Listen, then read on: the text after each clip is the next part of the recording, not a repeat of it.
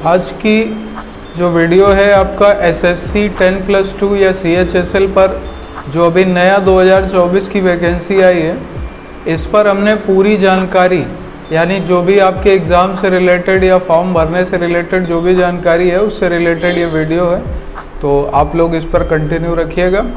सबसे पहली बात, एसएससी CHSL या जिसे 10+2 लेवल का एग्ज़ाम माना जाता है, 2024 की ये नई वैकेंसी है। 2024 में इसमें पहली बात तो आती है कि कुल पद कितने हैं। देखिए साइड में आपके पास इससे रिलेटेड या आपके पास इससे रिलेटेड जो भी इंफॉर्मेशन है वो सारा कुछ आपके सामने आता रहेगा बीच बीच में, तो अगर आप उसे नोट डाउन करना चाहें तो भी कर सकते हैं और ना करना चाहें तो कोई ज़रूरत भी नहीं, आप उससे देख सकते हैं।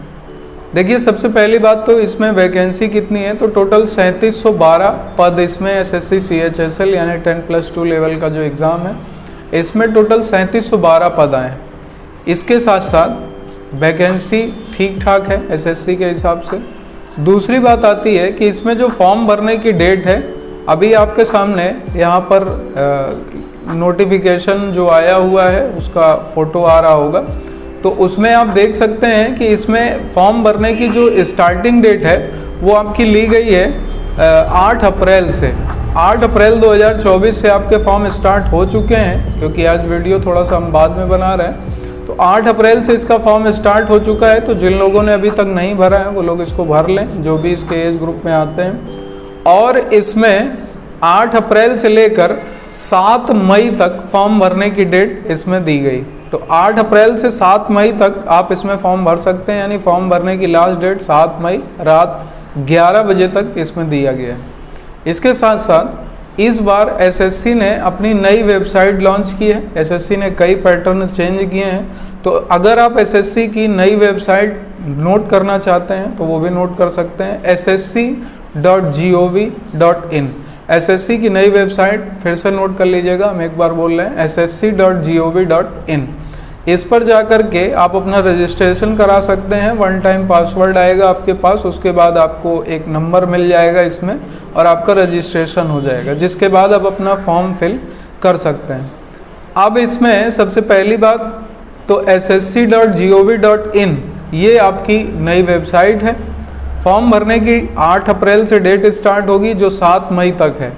अगली बात आती है, अगर आपसे फॉर्म में कोई गलती हो जाती है तो इसमें करेक्शन के लिए भी, इसी में नीचे आपको दिख रहा होगा, इसमें करेक्शन के लिए भी डेट दी गई है, जो कि 10 और 11 मई को आप इसमें करेक्शन कर सकते हैं।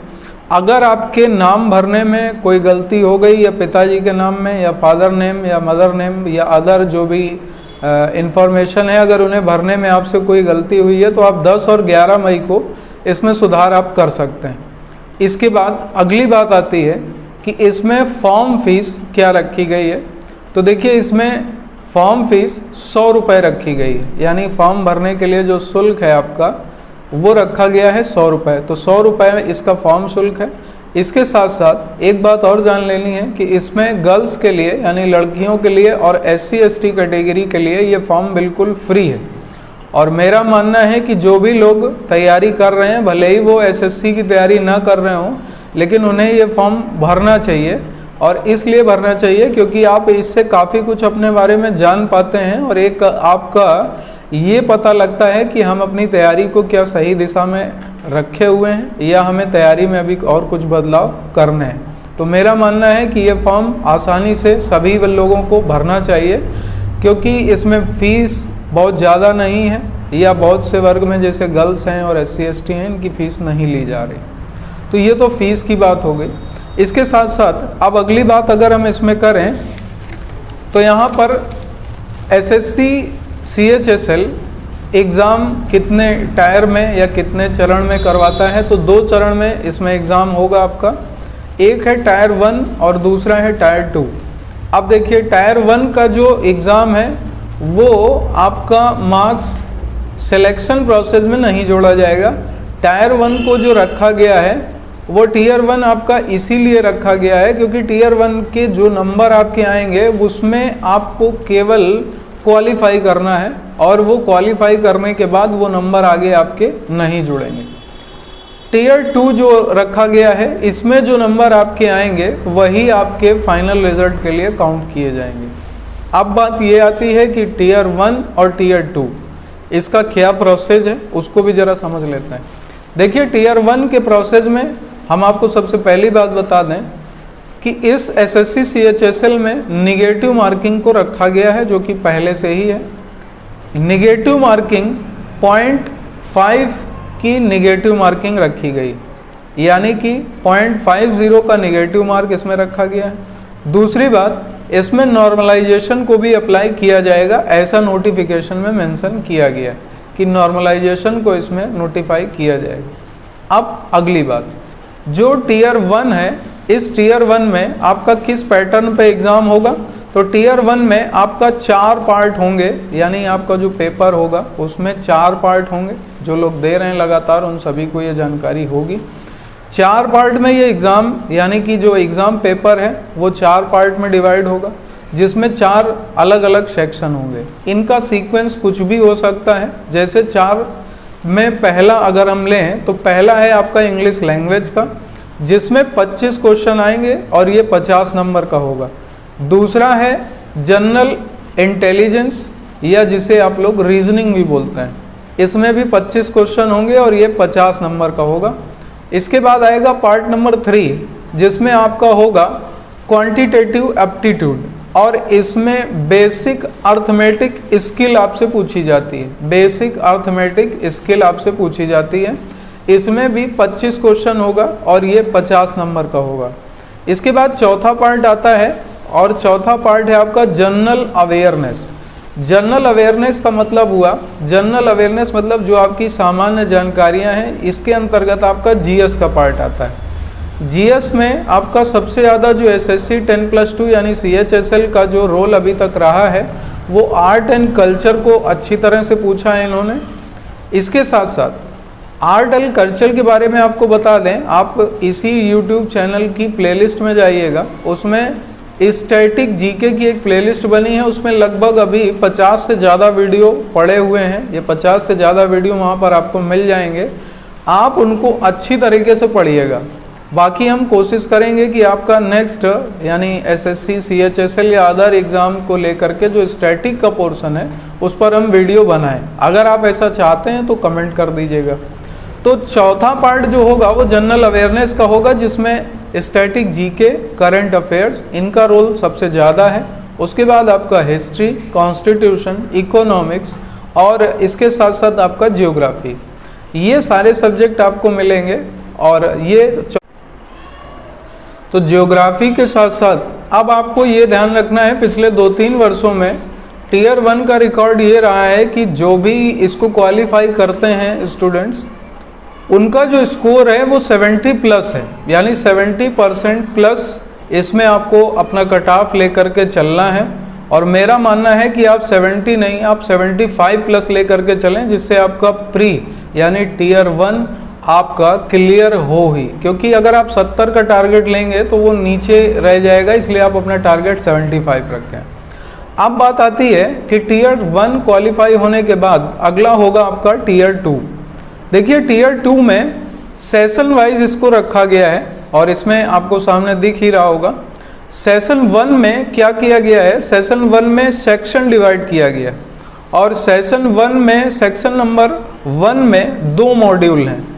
इसमें आपका 1 घंटे का पेपर होगा, लिखा हुआ है, मेंशन नोटिफिकेशन में है, आप उसको ध्यान से पढ़ लीजिएगा। हम इसको फिर से बता दे रहे हैं। सेशन 1 में सेक्शन 1 के अंतर्गत 2 मॉड्यूल आते हैं।